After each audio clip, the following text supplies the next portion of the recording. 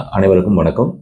நம்ம இதுக்கு முன்னாடி போட்ட வீடியோவில் நம்ம மருத்துவ முறையில் குணப்படுத்துறதை பற்றி நம்ம டீட்டெயிலாக பேசியிருந்தோம். இப்போ இன்னைக்கு நம்ம பேச போகிறது அறுவை சிகிச்சை மூலமாக சிறுநீரக கற்களுக்கு வைத்தியம் பண்ணுறதை பற்றி நம்ம இன்னைக்கு பேச போகிறோம். இது நம்ம முதல்ல 50 வருஷத்துக்கு முன்னாடி சிறுநீரக கற்கள் அறுவை சிகிச்சைனாவே ஓப்பன் சர்ஜரி தான். ஒரு 5 சென்டிமீட்டர் 10 சென்டிமீட்டர் வரைக்கும் நம்ம ஓப்பன் பண்ணி பெருசாக ஓப்பன் பண்ணி அந்த கல்லை ரிமூவ் பண்ணுவோம். அந்த மாதிரி பண்ணோம்னா அதோட பெயின் ஜாஸ்தி. நீ ஹாஸ்பிட்டலில் 10 நாள் இருக்க வேண்டியது இருக்கும். அதுக்கப்புறம் 2 மாதத்துக்கு வேலைக்கு போக முடியாது. இதெல்லாம் ஓப்பன் சர்ஜரியினுடைய காலம். அதெல்லாம் 50 வருஷத்துக்கு முன்னாடி நடந்த விஷயங்கள். இப்பெல்லாம் அது கிடையாது. எவ்வளோ பெரிய கல் 5 சென்டிமீட்டர் 8 சென்டிமீட்டர் கல்லும் கூட நம்ம கீ ஹோல் சர்ஜரி மூலமாவோ எண்டாஸ்கோபி மூலமாவோ ரிமூவ் பண்ணிடலாம். ஸோ அதை பற்றி நம்ம இப்போ பேச வேண்டாம். நெக்ஸ்ட் பார்த்தீங்கன்னா கீ ஹோல் சர்ஜரி PCNLன்னு சொல்லுவோம். அது பார்த்தீங்கன்னா சிறுநீரக உள்ள இருக்கிற கற்களை ஒரு 2 சென்டிமீட்டருக்கு மேலே இருக்கிற கற்கள் அப் டு 8 சென்டிமீட்டர் வரைக்கும் கூட நம்ம கீ ஹோல் சர்ஜரி மூலமா, அதாவது எப்படின்னா கிட்னி பின்னாடி இருக்கு ஒரு சின்ன துவாரத்து வழியா போய் நம்ம எண்டாஸ்கோபிக் கருவியை உள்ள விட்டு அந்த கல்லை பீஸா உடைச்சு அப்படியே எடுத்துறது. அதான் கீ ஹோல் சர்ஜரின்னு சொல்லிட்டு. அப் டு 8 சென்டிமீட்டர் கல்லும் கூட தேவைப்பட்டா ஒரு துவாரத்துக்கு பதிலாக 2 துவாரம் 3 துவாரத்து வழியா 8 சென்டிமீட்டர் வரைக்கும் இருக்கிற மிகப்பெரிய கற்களும் கூட நம்ம கீ ஹோல் சர்ஜரி மூலமா ரிமூவ் பண்ணிடுவோம்.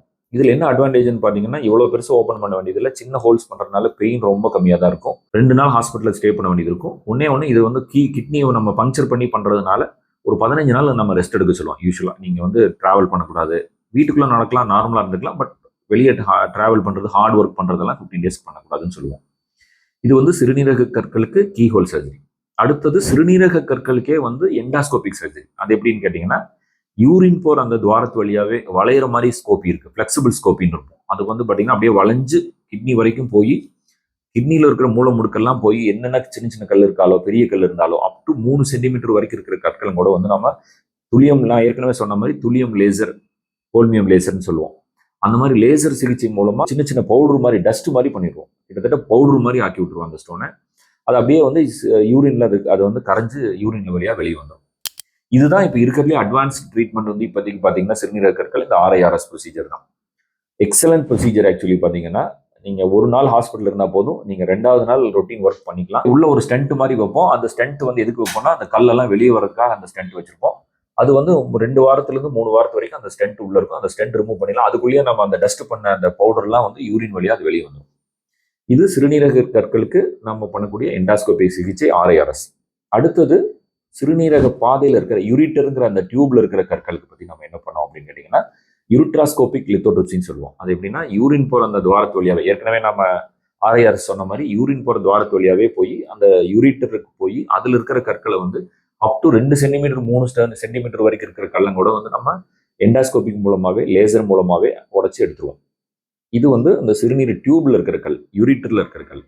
அடுத்தது சிறுநீர் பை, பிளாடர் ஸ்டோன்.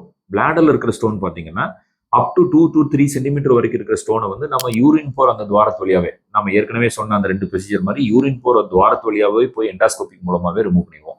ஒரு நாள் ஹாஸ்பிட்டல் தங்கினா போது வீட்டில் போய் ஒரு நாள் ரெஸ்ட் எடுத்துட்டு 3rd டே ரொட்டீன் ஒர்க் பண்ணிக்கலாம். சிறுநீரக பையிலே சில சமயம் 5 சென்டிமீட்டர் 7 சென்டிமீட்டர் 8 சென்டிமீட்டர் வரைக்கும் மிகப்பெரிய ஸ்டோன்ஸ் எல்லாம் சிறுநீர் பை ஃபுல்லாவே அந்த ஸ்டோனா இருக்கும்.